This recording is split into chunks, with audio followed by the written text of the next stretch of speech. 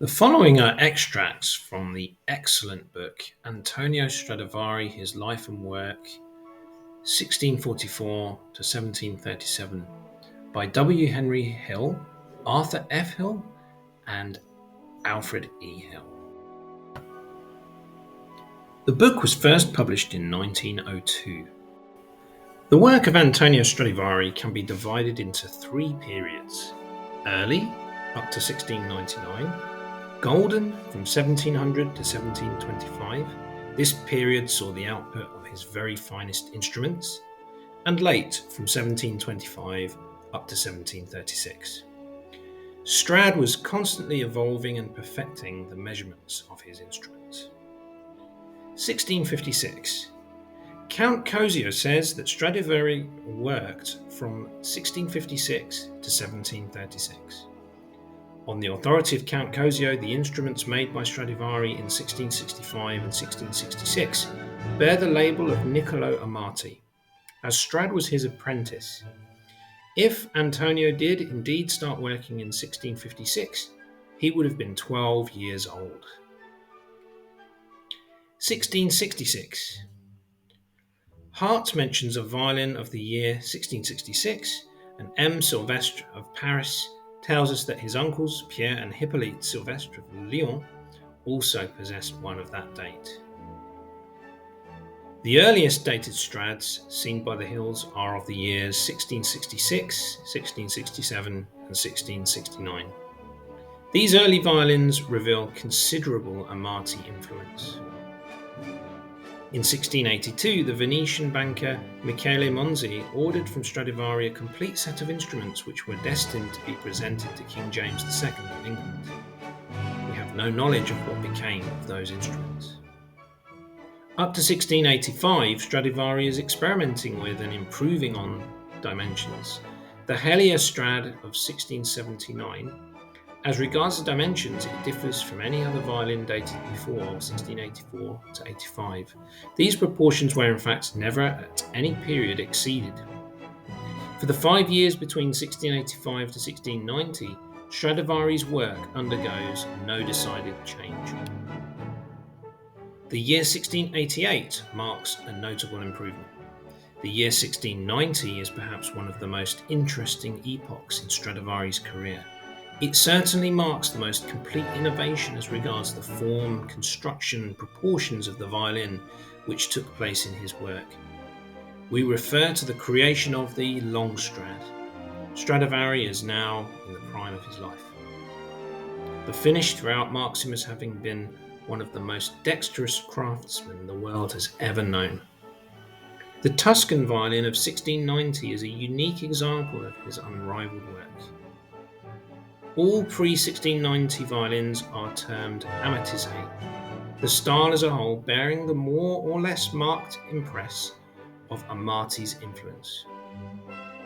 We record our belief that Stradivari was influenced by the conception of the long-patterned instrument by Maggini's violins.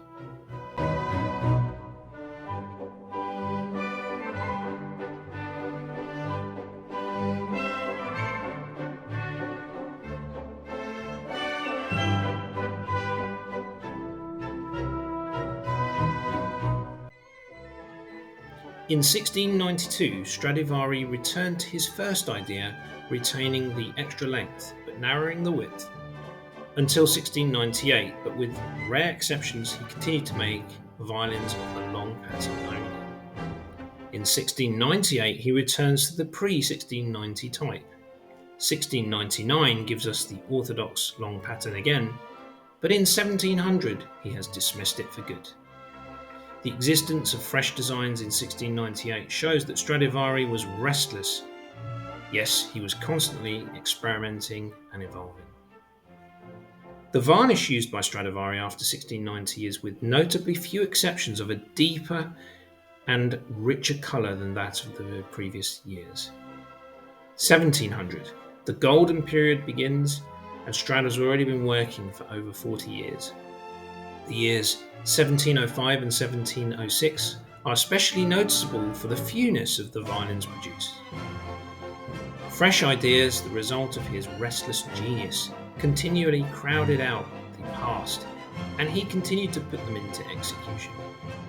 The violins of the years following 1704 show by various parts of their construction that Stradivari had settled upon certain points from which he henceforth, but rarely, deviated.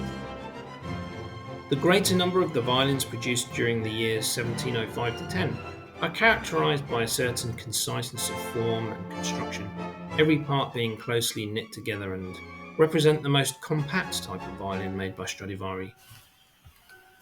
Hitherto, every 10 or 12 years we have found Stradivari ripe for a change, and 1709 to 10 was to prove, though to a minor degree, no exception to this rule. During the years 1709 to 12, he varied and altered his proportions more than at any subsequent or previous time.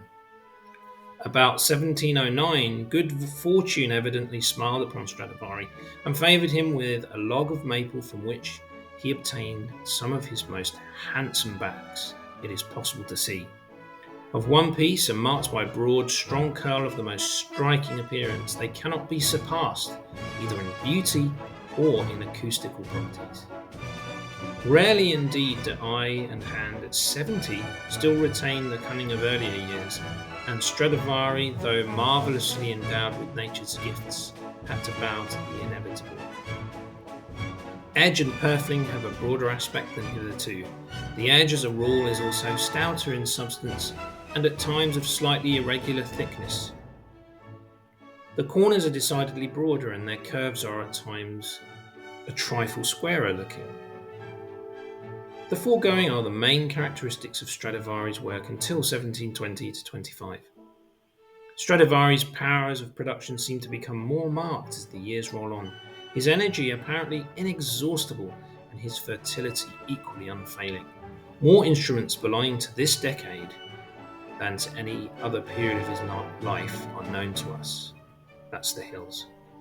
His sole aim in this world was his calling. We can safely assume that he was to be found day after day, seated at his workbench, with gouge, compass, or knife in hand, giving form to those instruments which were to prove models of perfection for future generations. We cannot but believe that his two sons, Francesco and Omobono, born respectively in 1671 and 1679, and possibly Carlo Bergonzi, worked with him, each rendering assistance to the best of his ability, although the most minute scrutiny of the instruments of the late period fails to reveal any signs of other hands than his own. 1725 to 1730. In these years we see Stradivari placidly plodding on, producing specimens of an unquestionably high order, awakening us to a sense of his advanced age. His productions are less numerous, the craftsmanship throughout less sure, at times wanting in truth and squareness, the outline of belly disagreeing. Yet how admirable they are in comparison with the works of many of his younger contemporaries. We find him still clinging on to his beloved calling and completing an instrument on the label of which he proudly inscribes in his own handwriting, Fatto da anni 83.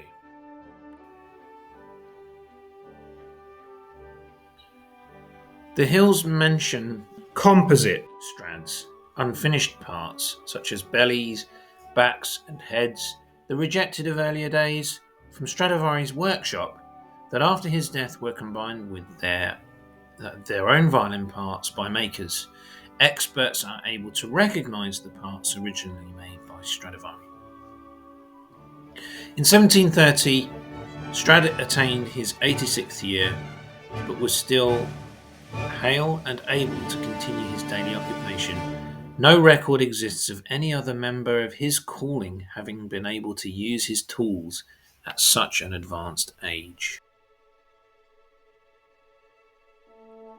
Stradivari continues to make violins right up to the end.